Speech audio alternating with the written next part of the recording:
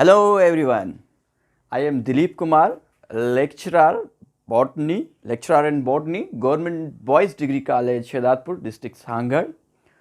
Today I am going to deliver a lecture on role of water in photosynthesis and the role of carbon dioxide in photosynthesis process. So let's discuss about the role of water in photosynthesis. Photosynthesis is a process in which plant they prepare their food. They convert the light energy into a chemical energy. Okay? इसमें plants अपना खाना बनाते हैं.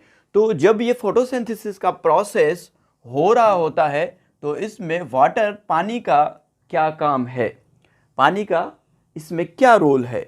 तो जो photosynthesis है, photosynthesis is a redox process. Redox process it means कि इसमें रिडक्शन और ऑक्सीडेशन दोनों प्रोसेस इसमें होते हैं. और जो ये फोटोसिंथेसिस है इसकी जो रिक्वायरमेंट है, इसको क्या चाहिए, एक तो इसको चाहिए हाइड्रोजन आयन चाहिए और प्लस में इसको इलेक्ट्रॉन चाहिए.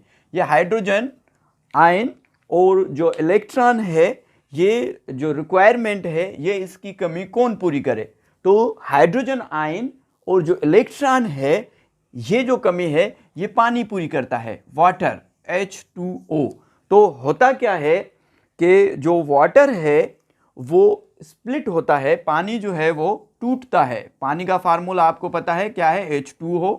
इसमें क्या होता है, स्प्लिटिंग होती है, पानी टूटता है. किसमें, पानी किसमें टूटता है, half molecule, half mole oxygen का और प्लस इसमें हाइड्रोजन के आयन और इलेक्ट्रॉन, इनमें पानी टूटता है. ठीक है. ये जो हाइड्रोजन आयन और जो इलेक्ट्रॉन है, ये सप्लाई करता है कौन, वाटर. और ये जो ऑक्सीजन है, दो मॉलिक्यूल अगर टूटेंगे पानी के तो उनमें से हाफ मॉलिक्यूल जो है, हाफ जो है एटम ऑक्सीजन का मिलके दो मॉलिक्यूल जब मिलेंगे आपस में तो फिर ऑक्सीजन गैस रिलीज होगी. ठीक है. तो ऑक्सीजन गैस भी रिलीज हो रही है. ऑक्सीजन गैस जो रिलीज हो रही है वो कहाँ से, पानी से हो रही है, याद रखिएगा. और पानी क्या सप्लाई कर रहा है, हाइड्रोजन आयन, उसके साथ इलेक्ट्रॉन भी मूव हो रहे हैं. किसकी तरफ, उसको देखते हैं कि किसकी तरफ ये मूव हो रहा है और कैसे काम कर रहा है. अब देखें कि जब ग्लूकोज बनता है फोटोसिंथेसिस के प्रोसेस में, तो होता क्या है कि जो कार्बन डाइऑक्साइड है वो किससे मिलती है, पानी से. ठीक है. क्लोरोफिल में ये सारा प्रोसीजर होता है. ठीक है. सूरज की मौजूदगी में सनलाइट सूरज से आती है और ये पानी जो टूटता है तो पानी सप्लाई क्या करता है, हाइड्रोजन आयन और इलेक्ट्रॉन.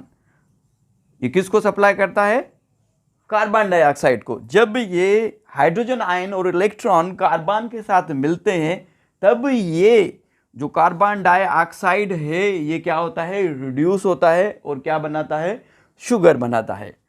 तो ये कार्बन डाइऑक्साइड रिड्यूस होकर क्या बना रही है, शुगर, C5H12O6 और प्लस में इसमें ऑक्सीजन क्या बाय प्रोडक्ट निकलती है.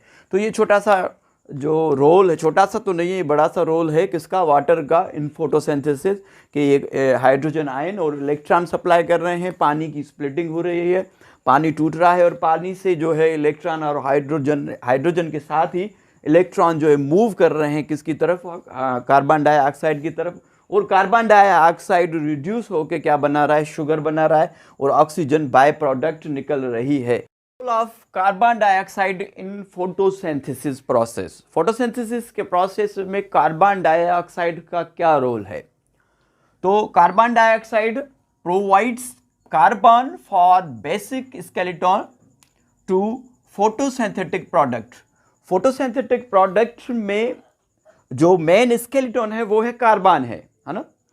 जो ग्लूकोज में कार्बन होते हैं, ये जो कार्बन है ये कौन प्रोवाइड कर रहा है, ये कार्बन प्रोवाइड कर रहा है कार्बन डाइऑक्साइड. कार्बन डाइऑक्साइड से ये कार्बन आ रहे हैं. ठीक. अगर C3 प्लांट्स की बात करेंगे। C3 प्लांट्स हम उन प्लांट्स को कहेंगे कि जिनमें जो फर्स्ट स्टेबल प्रोडक्ट है वो ग्लाइसरेट, जिसमें के 3 कार्बन होते हैं, उनको C3 प्लांट्स कहेंगे। C3 प्लांट्स में opening and closing of stomata affect the regulation of photosynthesis. C3 plants में जो स्टोमेट्स की ओपनिंग और क्लोजिंग है वो अफेक्ट करती है किस पे? फोटोसिंथेसिस पे। वो क्यों करती है? जवाब सवाल ये आ रहा है कि आखिर ये पहले ही बात तो ये स्टोमेट्स हैं क्या? एक अगर आप पत्ते को देखेंगे तो पत्ते में माइन्यूट पोर्स होते हैं। माइन्यूट्स जो पत्ते में पोर्स होते हैं उनको क्या कहते हैं? इनको कहते हैं स्टोमेटा। स्टोमेटा में 2 गार्ड सेल होते हैं जिनकी शक्ल जो है किडनी शेप होती है।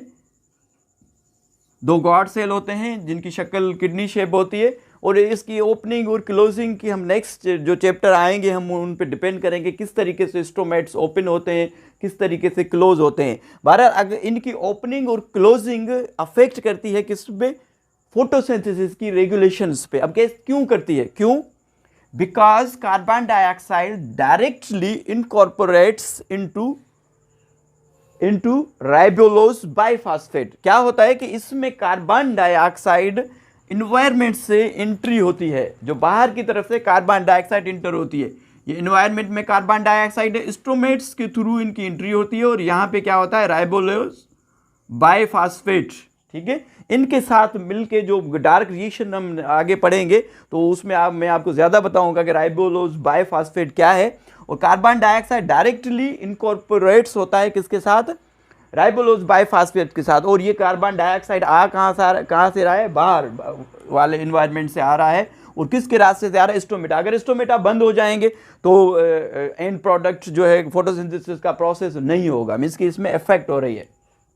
अगर केम प्लांट की आप बात करेंगे, जो केम प्लांट्स हैं या C4 प्लांट्स हैं, उनमें ऐसा कोई इफेक्ट नहीं होता इनकी ओपनिंग और क्लोजिंग में। वो होते ही क्लोज हैं, है ना, एरिड कंडीशन में वो क्लोज होते हैं। तो उनमें जो एक और मॉलिक्यूल ऑर्गेनिक एसिड होता है वो अंदर से ही इनको कार्बन डाइऑक्साइड सप्लाई करता है और आगे सारा प्रोसीजर होता है। तो आज हमने पढ़ा है रोल ऑफ वाटर, कि रोल ऑफ वाटर फोटोसिंथेसिस में क्या है, पानी का किरदार क्या है, कि ये क्या कर रहा है? प्रोवाइड कर रहा है, ये इलेक्ट्रॉन प्रोवाइड कर रहा है हाइड्रोजन आयन के साथ, और जो है ऑक्सीजन बाय प्रोडक्ट निकल रही है। ऑक्सीजन भी वाटर जब टूटता है तो उसमें से निकलती है, 2 मॉलिक्यूल अगर पानी के टूटेंगे तो उसमें से ऑक्सीजन निकलेगी, और हाइड्रोजन आयन के साथ इलेक्ट्रॉन जाके मिलता है किसके साथ? कार्बन डाइऑक्साइड के साथ, और उसके नतीजे में क्या बनती है? शुगर बनती है। और रोल ऑफ हमने कार्बन डाइऑक्साइड देखा फोटोसिंथेसिस में। तो जो बेसिक एलिमेंट है फोटोसिंथेसिस का वो उसमें जो कार्बन है वो कार्बन डाइऑक्साइड से आ रहे हैं। C3 प्लांट्स में ओपनिंग और क्लोजिंग स्टोमेट्स माइन्यूट स्पोर होते हैं जो एपिड्रम्स में मौजूद होते हैं लीव्स की, जिससे कि गैसेस की एक्सचेंज होती है।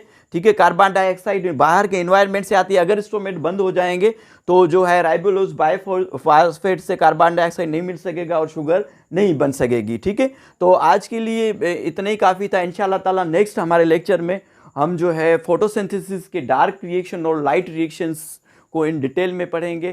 Thank you so much.